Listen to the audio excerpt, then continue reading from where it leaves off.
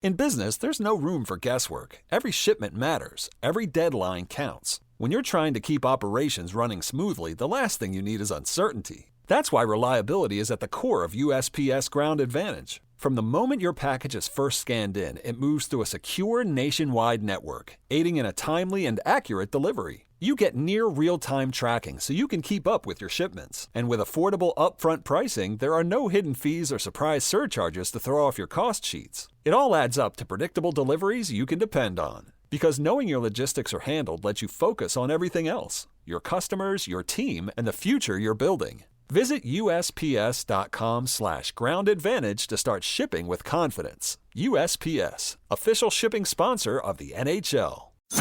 This is Money Moves on VSiN, the Sports Betting Network. What's going on, everybody? Happy Wednesday as we welcome you into Money Moves on VSiN, the Sports Betting Network, Sirius XM Channel 158. He's Jonathan Von Tobel. I'm Stormy Buonantony. We're live, as always, downtown Las Vegas Circuit Resort and Casino. Lots to get to today. Did get some news, though, in the last hour, JVT. What, you're checking your buttons real quick? What was this? The V's a little deeper than I thought, a little uncomfortable. But yes, we got some big breaking news that Joel Embiid is not going to play today for the Philadelphia 76ers. We'll preview that game as well as Spurs Timberwolves at length in about 15-20 minutes, but did want to at least get the line movement out to you guys.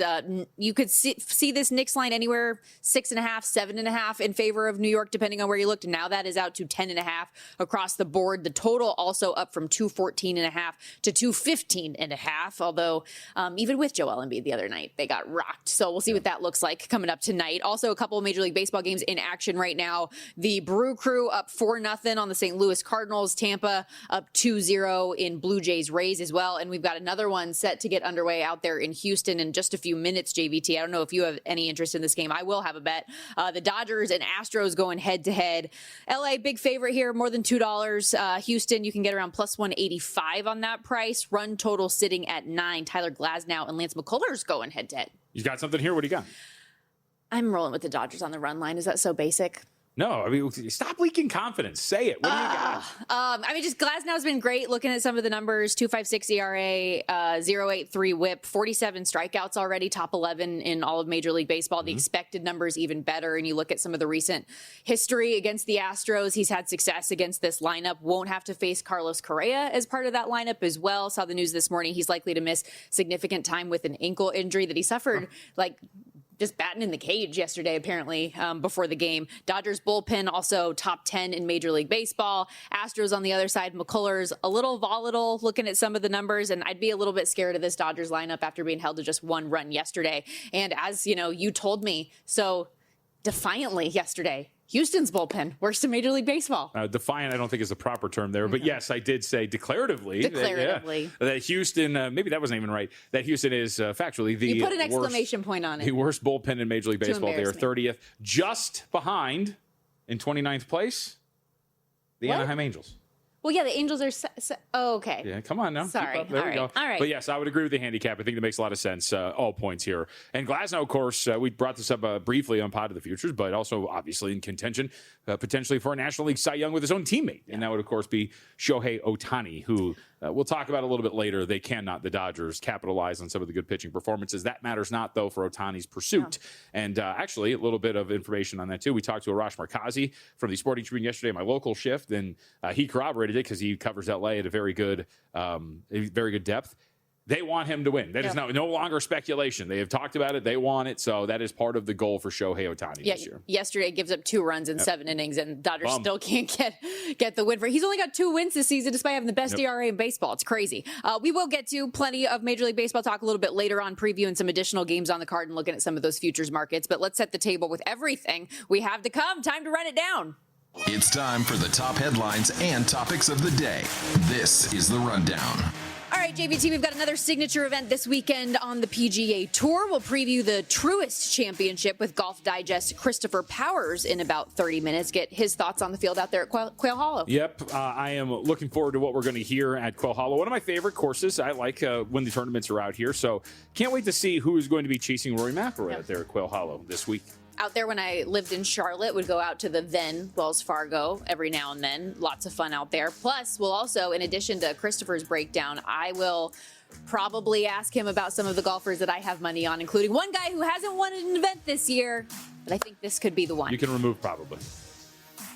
Okay, yes, I will. You're right. Facts. Number 2 in our top 3 as we get set for the show. Puck around and find out. We'll react to last night's action on and off the ice, JVT, as the Avs take a commanding 2-0 lead over the Minnesota Wild. And some more action out there in Toronto. How about the Maple Leafs winning the lottery last night for the draft? They will get to select number 1 overall and the right to take Gavin McKenna. Yeah, the magnitude of them winning the lottery yesterday was lost upon me. I was live on the air when that happened. A lot of people were freaking out.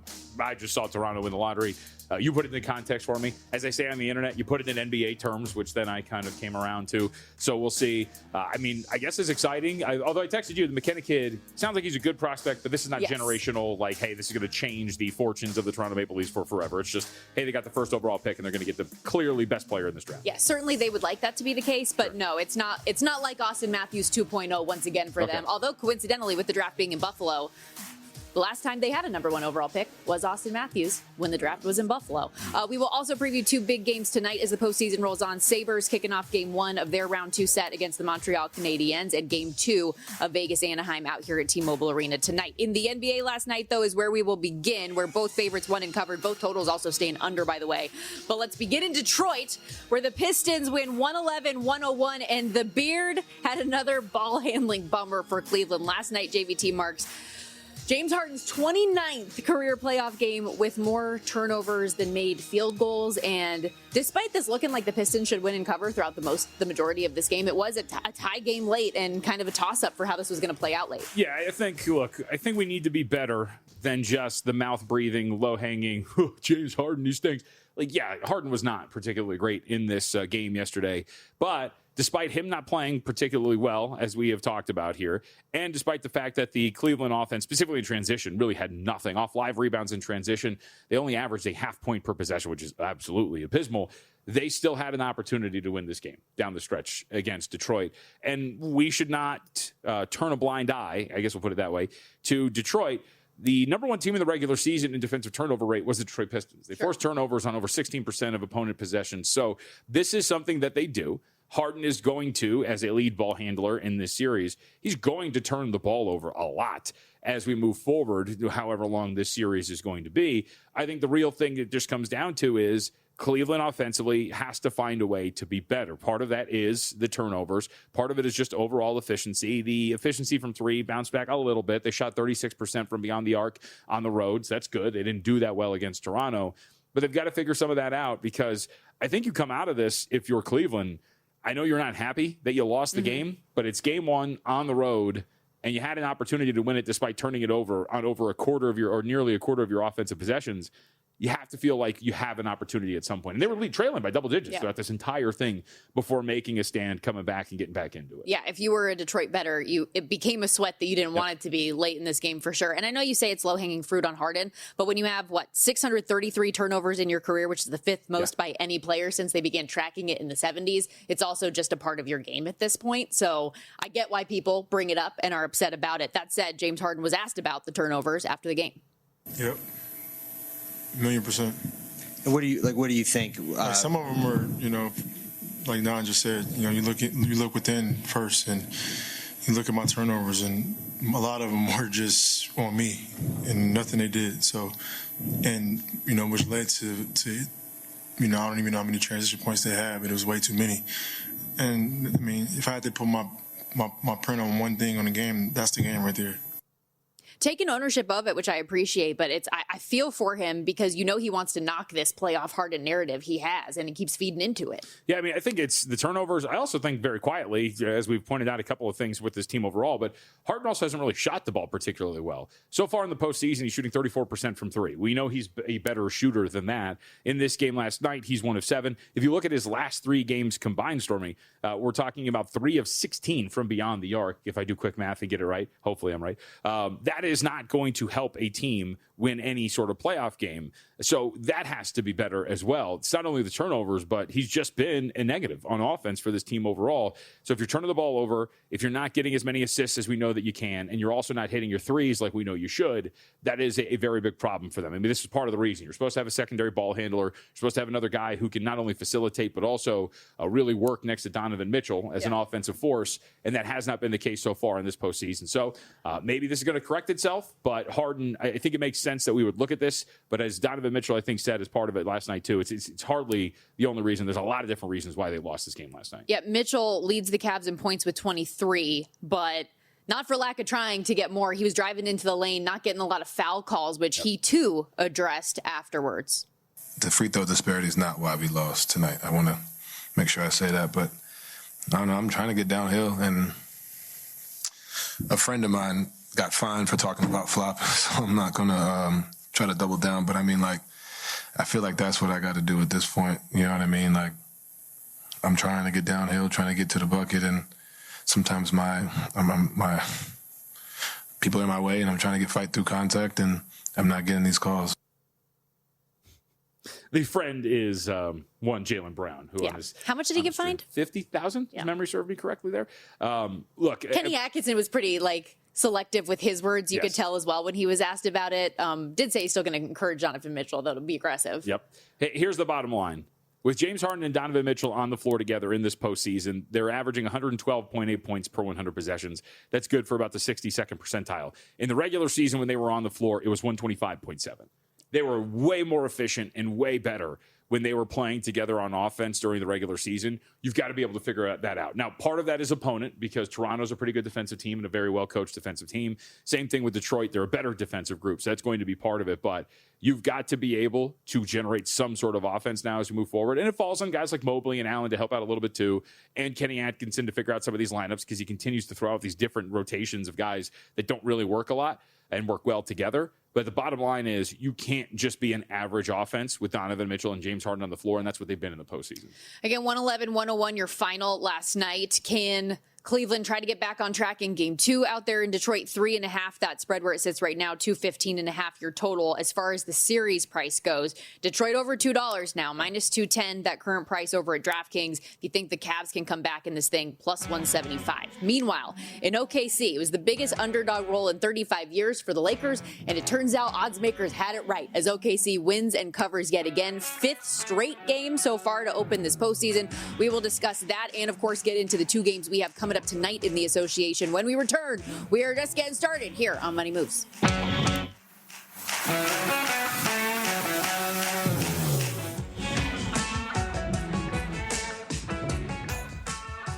So you're listening to this podcast because you want an edge. But what if I told you you're only halfway there? You've got the mindset. Now it's time to get the toolkit to match. Here's the thing. Pro bettors spend thousands on data and tools, but what they don't want you to know is that you can get the same edge for a fraction of the cost with VSiN Pro.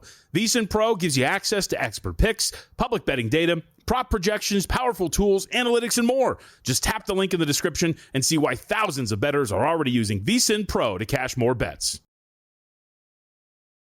In business, there's no room for guesswork. Every shipment matters. Every deadline counts. When you're trying to keep operations running smoothly, the last thing you need is uncertainty. That's why reliability is at the core of USPS Ground Advantage. From the moment your package is first scanned in, it moves through a secure nationwide network, aiding in a timely and accurate delivery. You get near real-time tracking so you can keep up with your shipments. And with affordable upfront pricing, there are no hidden fees or surprise surcharges to throw off your cost sheets. It all adds up to predictable deliveries you can depend on. Because knowing your logistics are handled lets you focus on everything else: your customers, your team, and the future you're building. Visit USPS.com/Ground Advantage to start shipping with confidence. USPS, official shipping sponsor of the NHL.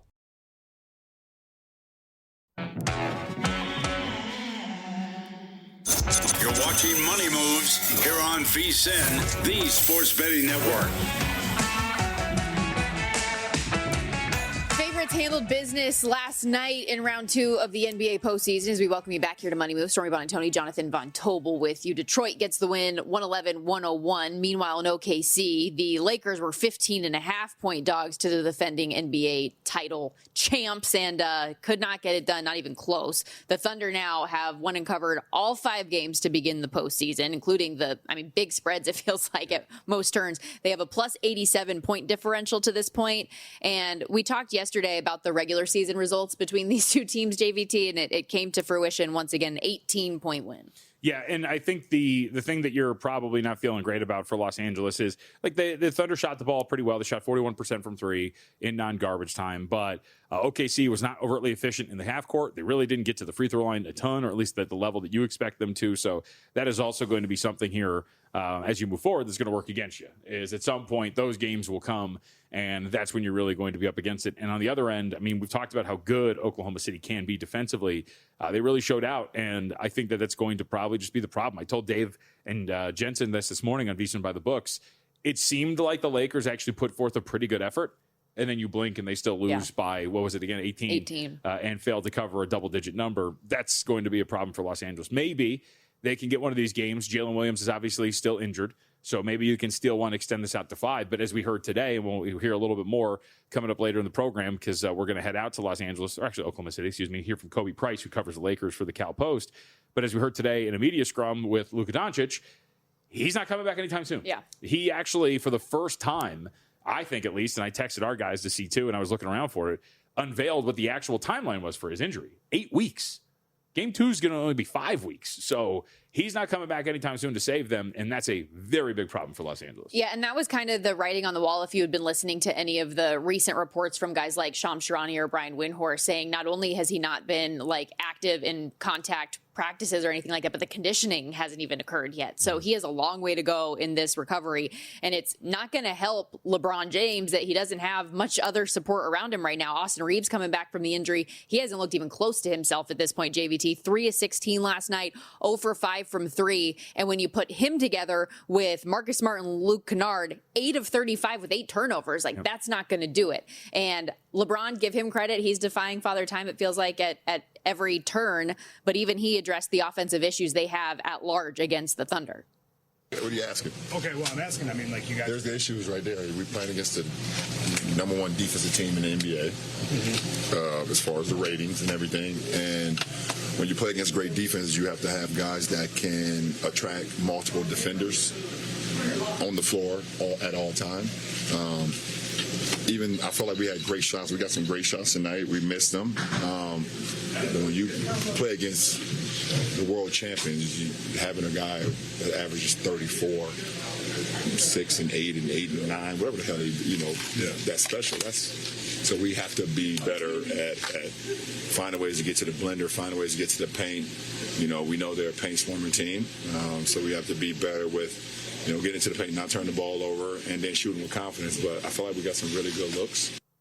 Yeah, JVT, 90 points they were held to last night, just 24 on contested shots. Yeah. And to the point of getting into the paint, they did take some shots. They took 29 attempts within 4 feet of the basket, but only hit 17 of them in short mid-range, so kind of in that floater area of the floor. They were only 3 of 13, so when it got a little bit tighter, the Thunder were very good at what they were doing, which is just cutting off the valve, if you will, in that area of the floor, and just don't know where that's going to come from. And the other problem with LA is that there's not exactly a dynamic spacing team. They can shoot, but they're not particularly dominant from beyond the arc. And then to add on all of this, they lost one of their better on-ball defenders to a finger injury yesterday in Jared Vanderbilt. I don't want to talk about it. Yeah, the pinky, for those who didn't see it, the nasty-looking pinky injury for Vanderbilt, who the bone actually came out of the skin. Now I'm visualizing it again. Why'd you do this to me? Interestingly enough, I think technically we can show that picture. Interestingly enough, J.J. Redick today, the quote was, they put his finger back together, and he's day-to-day. Gross. So maybe Vanderbilt can come back and help him out on the defensive end, but defense is hardly the problem. I think it's going to be, you got to find some way to operate on offense. You don't know where that's coming from. That series sweep bet you put in at a plus 120 price is now odds on, minus 105 in favor of the Thunder, who are out to minus 3,000 for the series just in general to get the dub. Lakers 12-1. OKC minus 170 to win the NBA title right now. An implied chance of 63%. Also, I'm laughing at myself. I just saw the Ric Flair tweet you put in the rundown? I saw that, but that was Justin. That you put it. This is hilarious. Luka, please get in the game. Take a shot at cortisone and deal with the pain. They're paying you $50 million a year and you're not there. WTF? I hope Jeannie Buss trades you next year. Nobody wants a lame duck on their team. I don't know if you're going to get a lot of woos for that, Rick.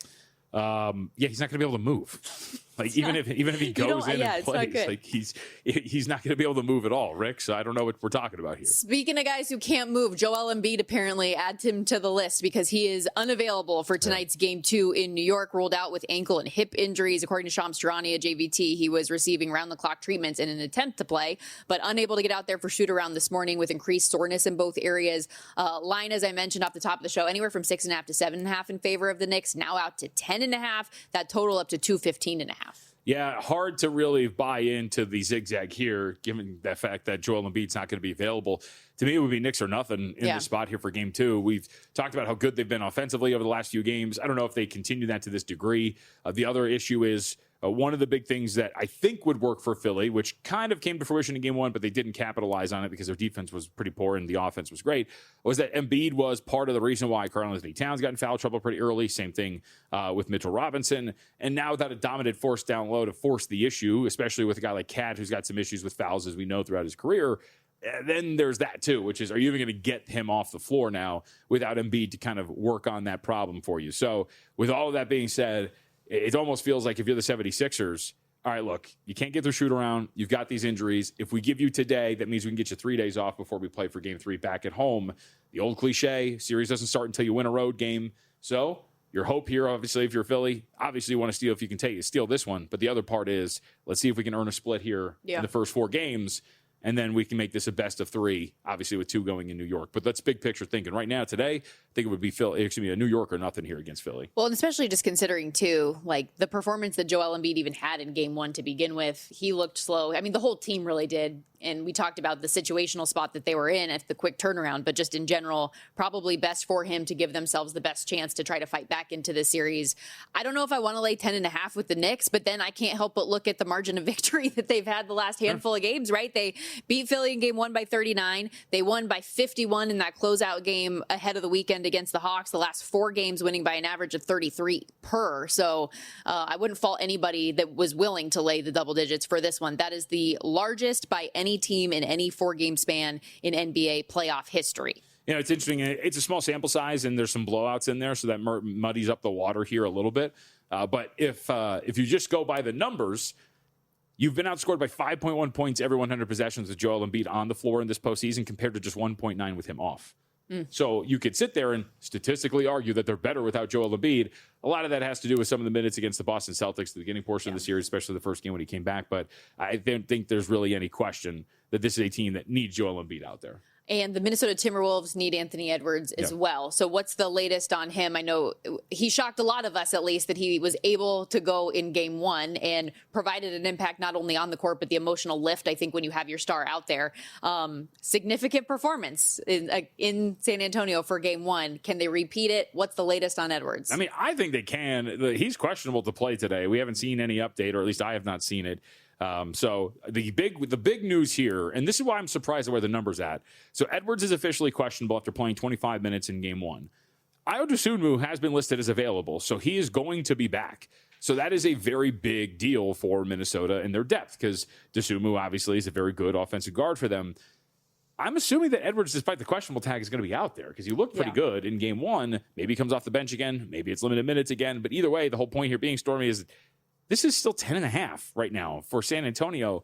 I guess I can understand if you think that there's going to be some sort of zigzag, but I don't know, man. If Dosunmu is going to be available, and my assumption is correct that Anthony Edwards is going to be out there, I think you call this a play of principle, and I'll go down with 10.5. I know there's a human element of winning Game 1 and letting off the gas, or maybe there is the conspiracy that I presented a little bit yesterday and told you when we were walking in, which is, maybe they actually do go, we did steal Game 1 and we're on the road. Let's see if we can also steal a couple of days of rest for Ant and give him today off.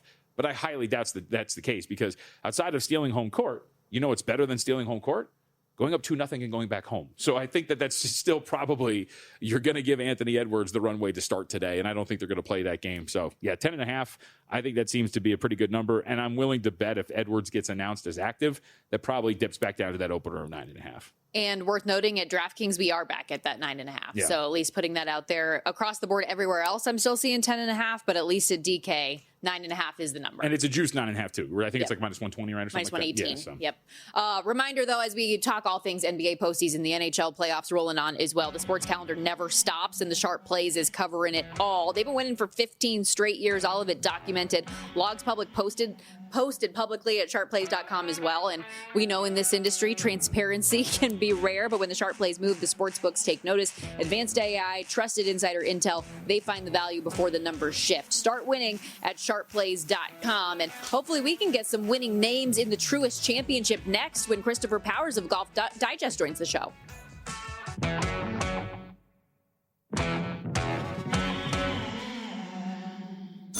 You're watching Money Moves here on VSiN, the Sports Betting Network.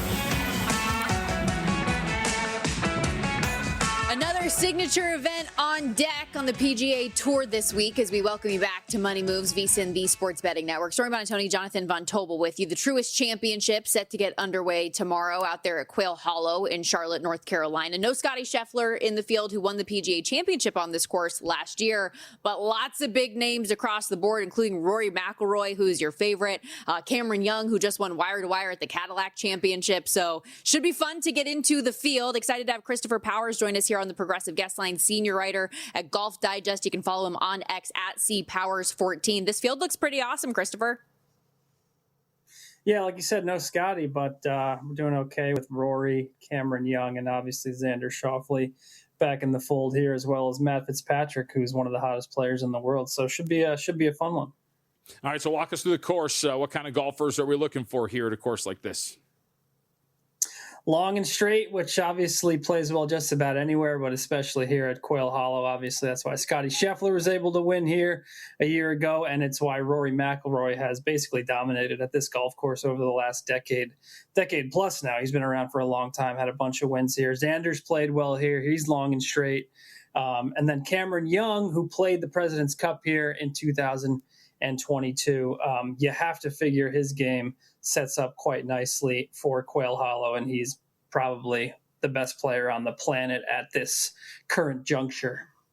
Okay, you're speaking my language off the top, because two guys that I put top tens in earlier this morning were Xander Schauffele and Matt Fitzpatrick. So I was wondering if I was a little bit too basic or if I'm on the right track, and it sounds like you think the right track. What are your expectations specifically for Schauffele getting back into the fold? Well, Xander's kind of reverted to, I mean this as a compliment, his kind of automatic top 10 form. He's not winning, but he's always going to be there. He's always going to, if he has to backdoor, he'll backdoor. But I think he'll very much be in contention this week. He hasn't really, contended to win yet this year. That could happen over these next 2 weeks. I think a lot of people like him next week as well.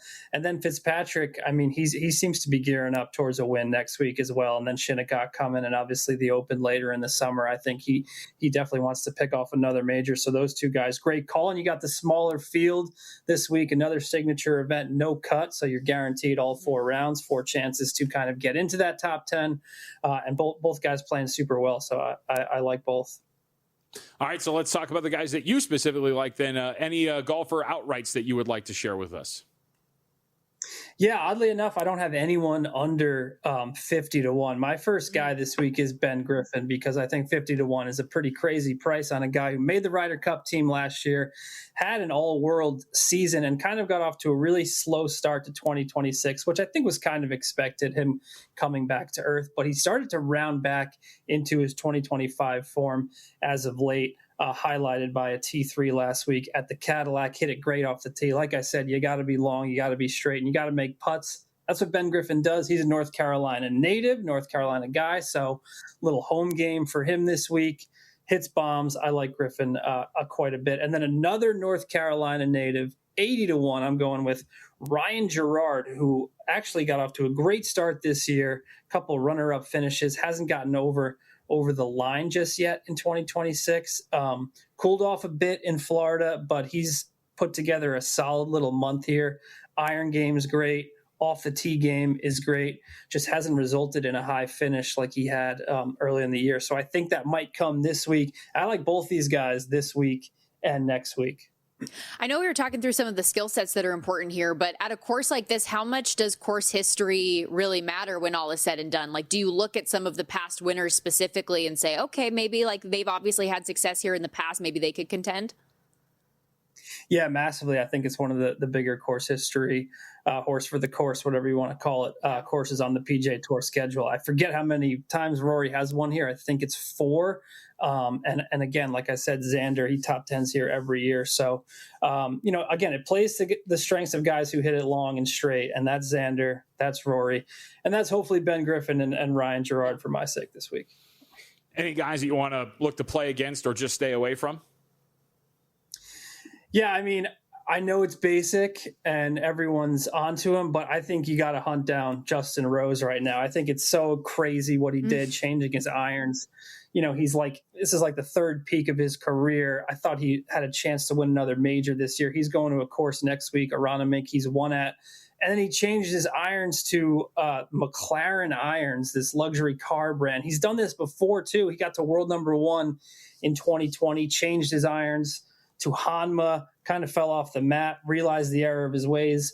I can't believe he's doing it again now. He almost finished dead last week. I actually played against him in a matchup. If you can find him in a matchup this week, I'm going against Justin Rose. And I actually am going, I like Ben Griffin to win. He's in a matchup against Daniel Berger. Doesn't hit it that long. This is not the type of course for Daniel Berger. He's a Florida guy. He's a Bermuda guy. So I'm going Griffin over Berger. And if you can find Rose in a matchup, I don't care who it's against. If it's against, Charlie Hoffman, I would take Charlie Hoffman. Charlie Hoffman's not in the field, but just making a joke. I love it. Christopher Powers, Golf Digest, joining us here on the Progressive Guest Line. Tommy Fleetwood started the season so strong. He was so close in so many events. Do you feel like he is getting close? What's your evaluation of him headed into this weekend? Yeah, I do. I know at Harbour Town, he got off to a brutal start and then ended up playing like really well the rest of the way. And the result just didn't reflect it because of the one bad round. So another guy who had a great year last year, bit of a slow start, again, reminiscent of kind of Ben Griffin, who I'm talking about before. And, we're getting into this meat of the season here, the time guys want to sort of really start to peak. So, yeah, I could see Tommy Fleetwood being a factor this week and next week as well. What are some good narrative storylines for this week outside of just the data and the golfing? Any good storylines that are out there that people are talking about? I mean, I'm fascinated to see how Rory McIlroy does this week. We haven't seen him since the Masters. Kind of very similar situation to a year ago. I know they didn't play at Quail Hollow. They played in Philadelphia. They're actually switching, going to Philadelphia next week, but they're back at Quail Hollow. Rory went to the PGA at Quail Hollow last year and just sounded like not a guy who had just won the Masters, who had won the career Grand Slam. He sounded kind of like, a little moody. He wasn't like super jovial with the media, and that kind of reflected the rest of his season. He didn't really do well in the majors. He sounds much different in his press conference today. He sounds like he's ready to kind of attack the rest of his, second prime, if you want to call it, his late 30s. And I think he will. So, like we said, he's got 4 wins here. I would not be surprised to see him win a 5th time and then even win again next week. He and Cameron Young are kind of going at it. And then obviously, like we said, you got Scheffler there and Matt Fitzpatrick too, who are scorching hot.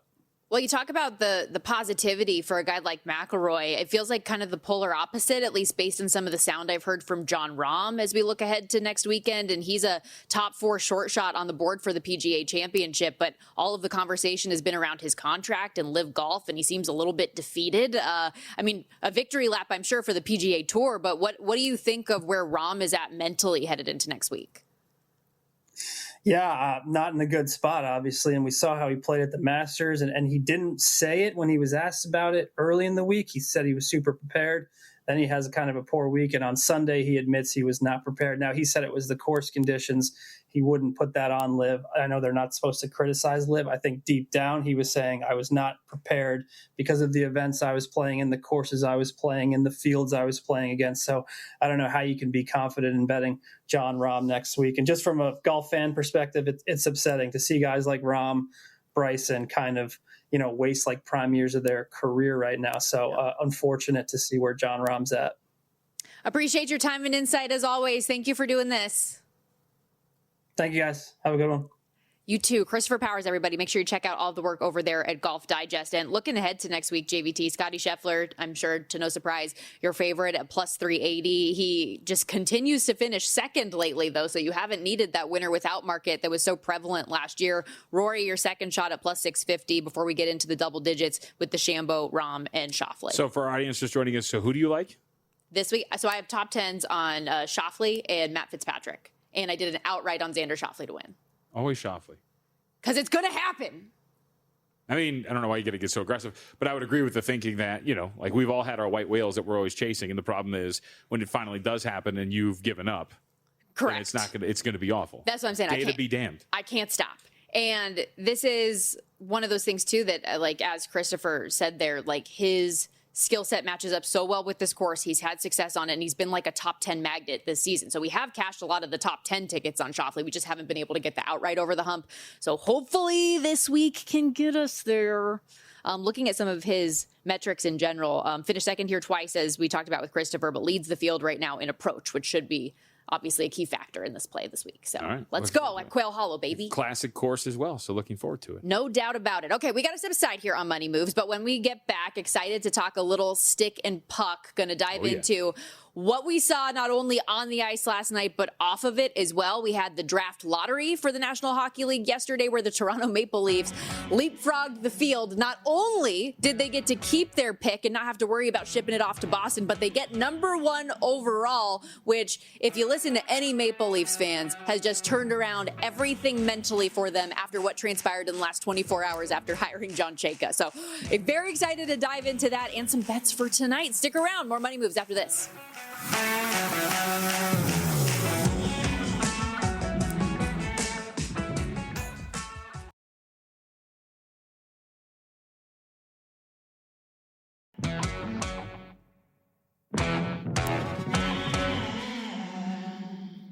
You're watching Money Moves here on VSiN, the Sports Betting Network.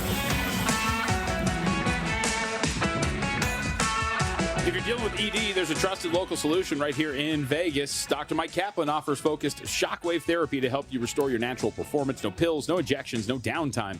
It's quick, painless, and actually works. You've been putting it off. Now's the time. Call 702-885-7192 today. Back here on Money Moves, Stormy Buonantony, Jonathan Von Tobel with you.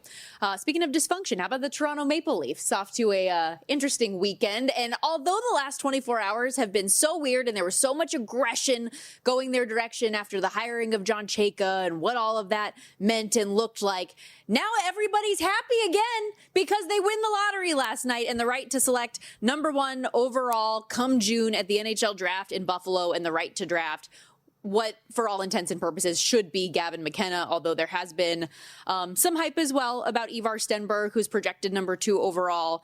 He is the better player right now, but the potential and everything with McKenna seems to be the much higher when all is said and done. This isn't, we talked about this earlier, like this isn't Connor McDavid or Macklin Celebrini or Austin Matthews level hype, but he has had numbers comps to Connor Bedard, and he's not going to be a guy that like instantly steps into the lineup in the NHL and is a 90, 100-point player, but somebody with a lot of potential. And he's very clearly the best player, right? Yes. Well, there is some debate about that, but he has been over the last handful of years the guy that has consistently been projected as the number 1. Okay. So that's why I don't know if you remember this, the altercation. So he plays for Penn State. Mm-hmm. The altercation that happened with him like breaking a guy's jaw, that was a huge deal because everyone was like, what the hell happened?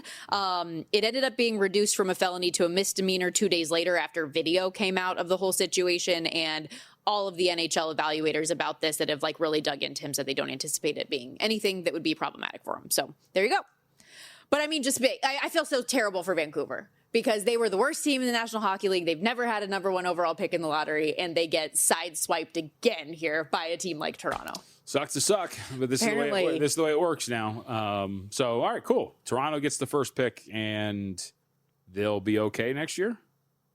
I don't know. Maybe this will solve some of their problems, at least.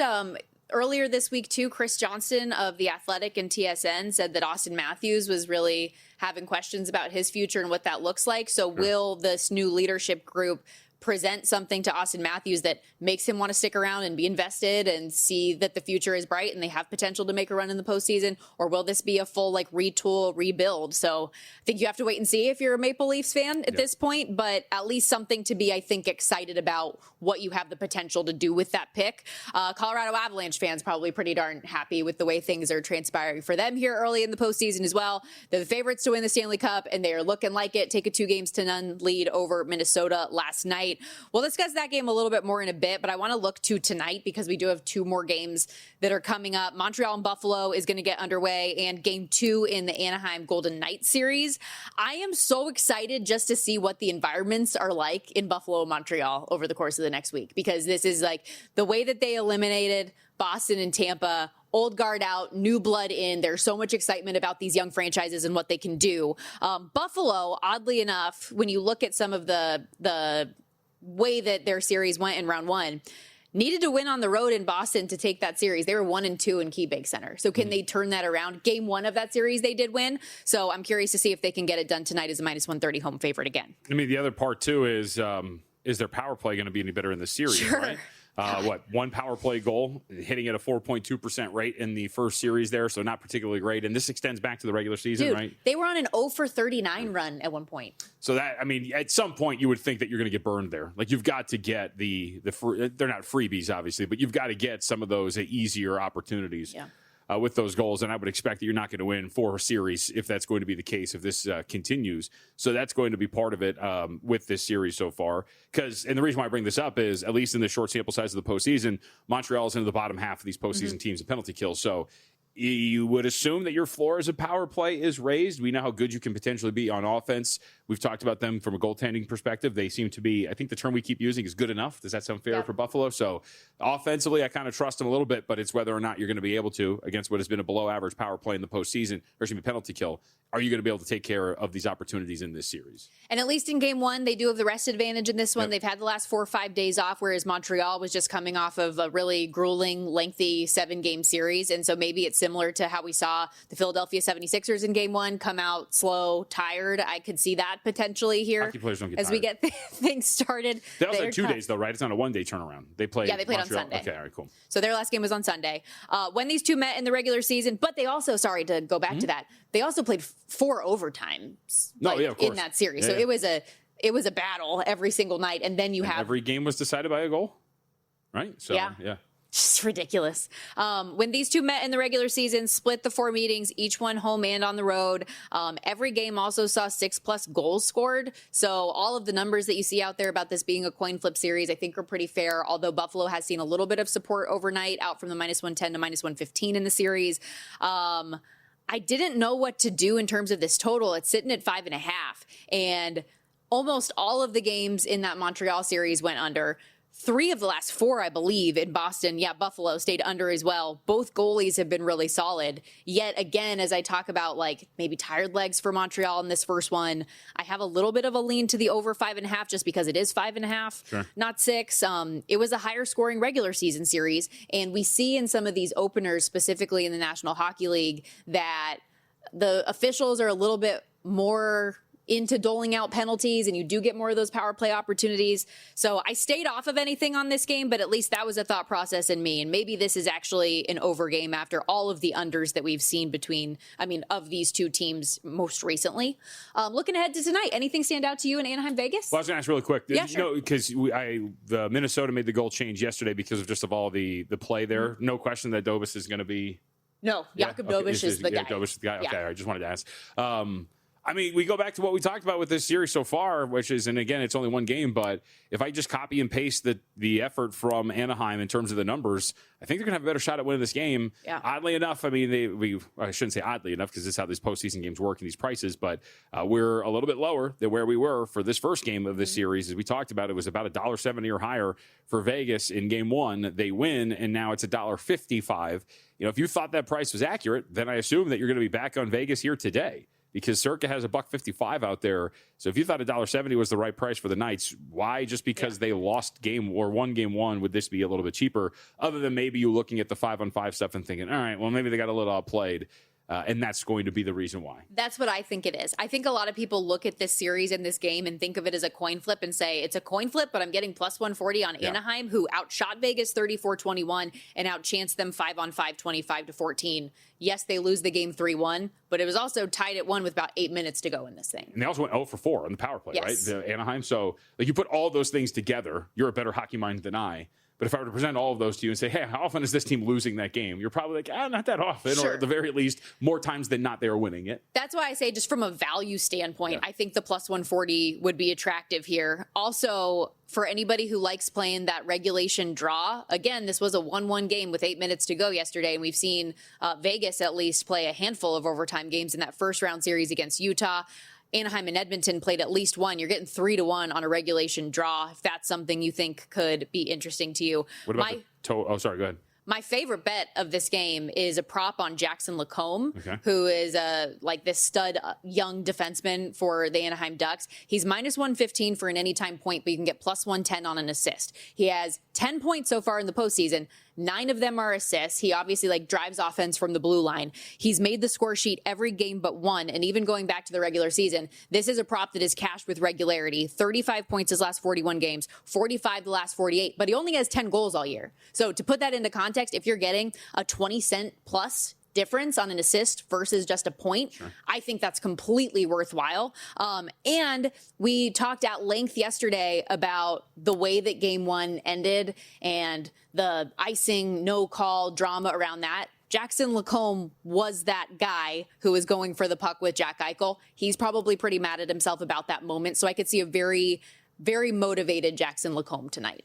What do we think of the last 2 games here for Carter Hart, if this is going to continue?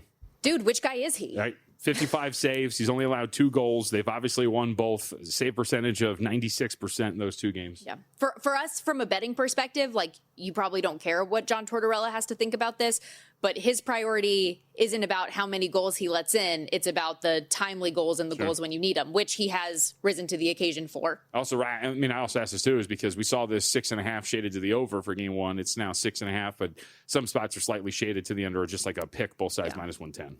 I think so even though these were 2 of the 3 highest scoring teams in the playoffs in round 1, I'm not necessarily sold that this is going to be this over crazy series like we saw in round 1 with both of these teams, because Vegas seems to have figured out a lot defensively, especially with how they changed their structure against Utah, and Anaheim's got a very similar style of play.